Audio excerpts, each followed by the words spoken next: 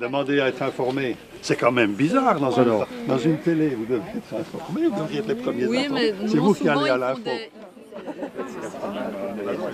Voilà, alors c'est ça. Il y en a encore une plus belle derrière. Le slogan, c'est vivre mieux ensemble, c'est ça, à travers cette journée. Oui, c'est ça, c'est partager une journée en famille et découvrir le patrimoine de notre possibilité de se retrouver Ah voilà, donc il y a à la fois les photos et puis la visite du château.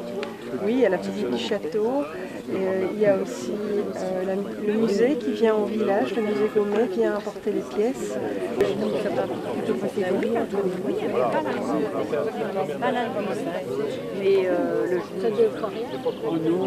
le sans les numéros. Ça me fait penser au polo.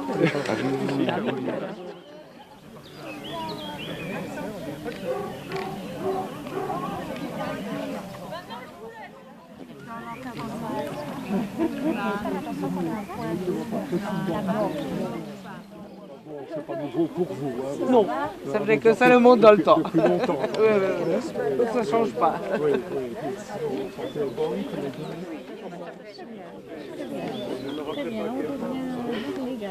Ah, c'est bien. C'est la marque achetée dans les années 50. C'est ça qu'elle a parlé. C'est 10 degrés, oui. C'est quelle marque? Mais ça, elle est encore comme ça. Hein. Elle n'a pas changé. tu as un papier. Pardon. Bonjour. On peut mettre samedi à la rentrée.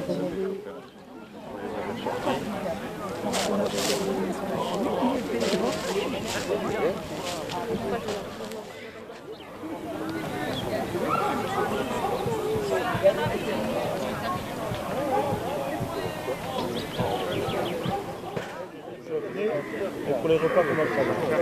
Donc, les tours de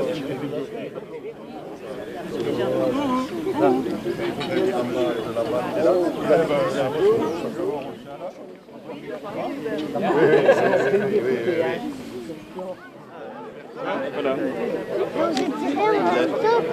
Oui, ça a été en même temps que lui.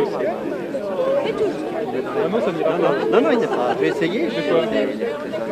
Ah bah tu vois, ils n'ont pas le même fusil, c'est pas les mêmes modèles.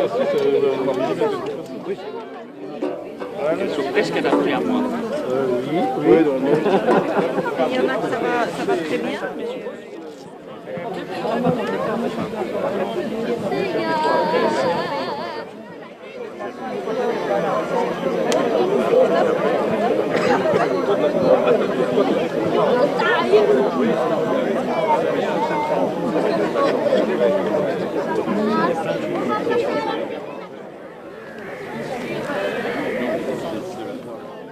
Alors le carrefour des générations, c'est quoi?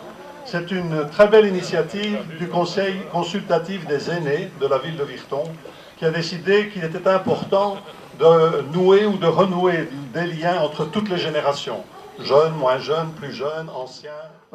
Édition qui s'est tenue dans les bois de Virton, si certains d'entre vous étaient présents. Alors, si je puis dire, être ici en tout cas dans l'enceinte du château. Un grand merci à Geoffroy de la Malle de nous accueillir. Et bien sûr, outre cette possibilité de visite ici du château et de ses alentours, c'est toute la localité de Blé que vous allez... Et à vrai dire, il est vrai que nous sommes dans une région qui est riche d'un patrimoine exceptionnel. Donc merci pour l'organisation de tels événements.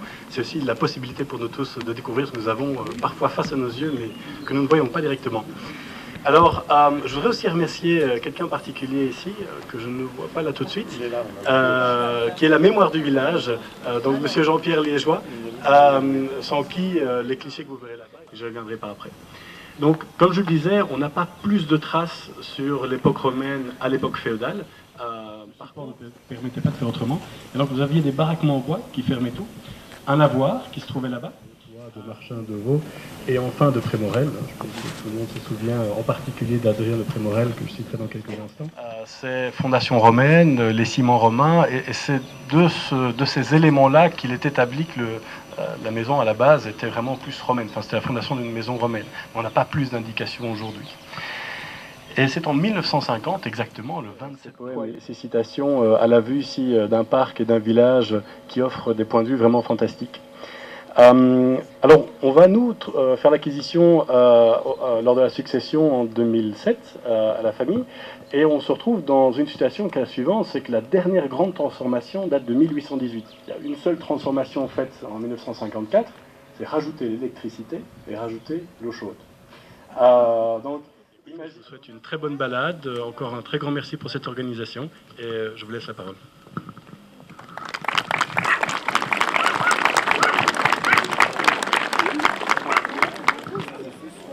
Bonjour à tous. Donc voilà, vous avez le programme ici, présent.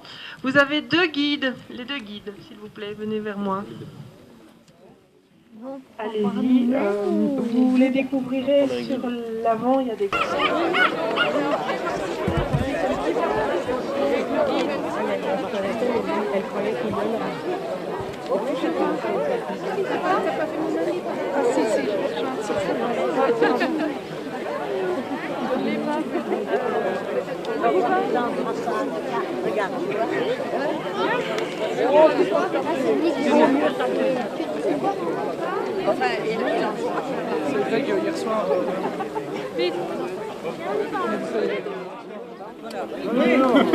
Allez, puisque tout le monde est arrivé, nous allons vous parler un petit peu de ce que la guerre de 14 a provoqué.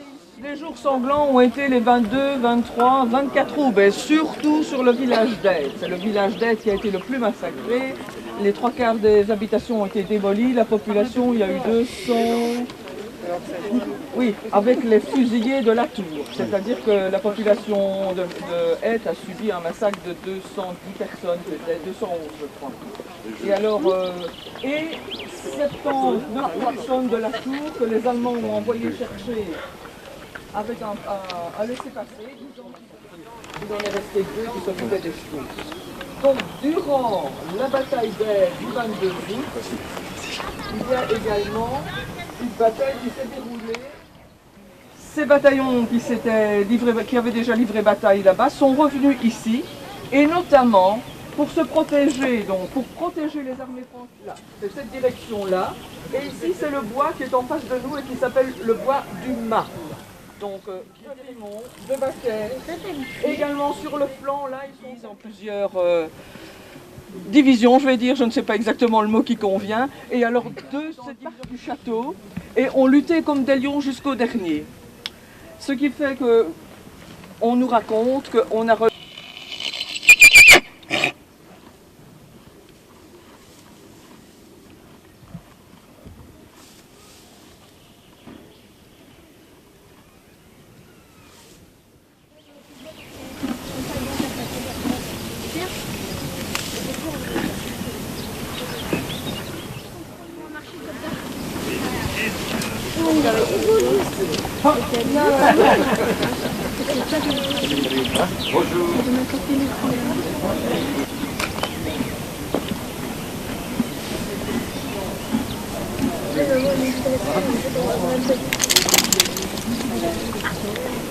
Division, je ne me trompe pas parce que je revérifie. Hein. Une division, c'est 13 000 hommes, c'est bien ça. Non, attendez. Voilà. Oui. Une division, c'est 13 000 hommes. Donc 2 divisions, c'est 26 000 hommes. C'est qu'il y a 2 divisions qui sont... Bon, et ça, il se rend bien compte que ça fait 26 000 hommes. Donc il prépare Saint-Léger.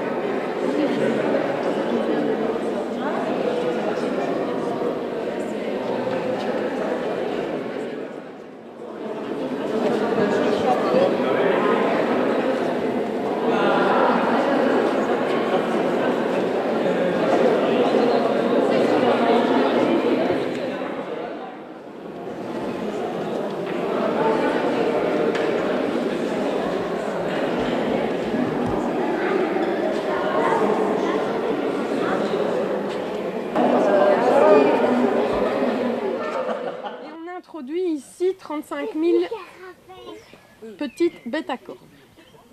Donc une boîte à camembert en bois, c'est 2000 œufs. Et puis pendant 5 mois, ils vont évoluer ici. Et quand ils arrivent à maturité, donc qu'ils se bordent, je vais aller vous en chercher un qui est bordé.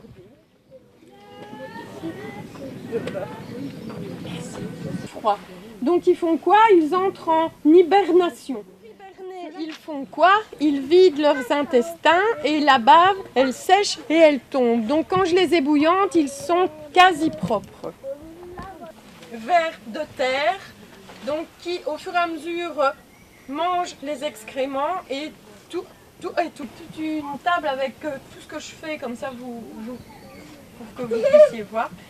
Donc je les décoquille, j'enlève toute la partie qui ne se mange pas. Ils sont cuits, ils sont d'abord lavés 6 fois, ils sont cuits 2 heures dans un premier bouillon, ils sont rincés et ils recuisent le soir. Et alors en plus on les entend grignoter. Parce qu'on les arrose en fin de journée. Des gros gris. Les œufs sont semés. En fait une boîte à camembert en bois, hein, donc c'est 2000 œufs et en fait La kiné ne le touchait pas, qui hurlait. Il a eu peur. Au bas, ça va. Et Monique, viens voir, vous allez tomber, regarde. Ils sont là-bas.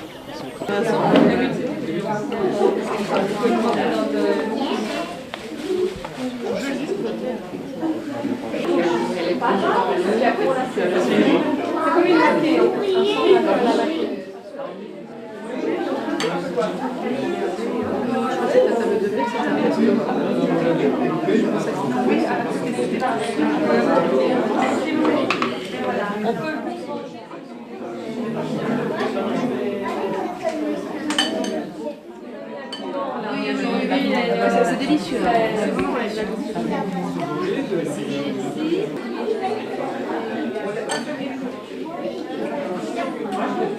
Fromage de macadamia et de noisette. C'est ça, c'est cette préparation-là. Je vais bien goûter, mais pas moi. Et en plus, tous les vendredis, on les fait. Donc on fait des préparations, on a de l'houmous, on a du fromage, on a du yaourt. Nerveux.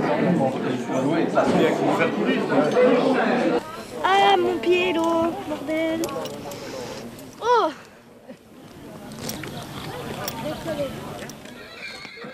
Le grand, c'est un grand, hein. Ah oui, on se demandait peut-être le château. Il faut le château, bah oui, ça change un peu. Et même si on va revenir avec toi. Sur le tout petit, là.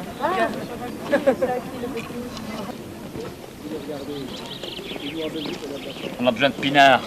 On va prendre du pinard.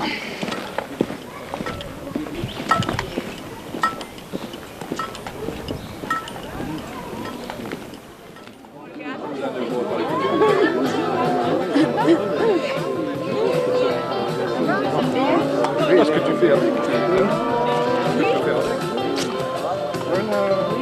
Encore un petit gars. Qu'est-ce qu'on revole, hein?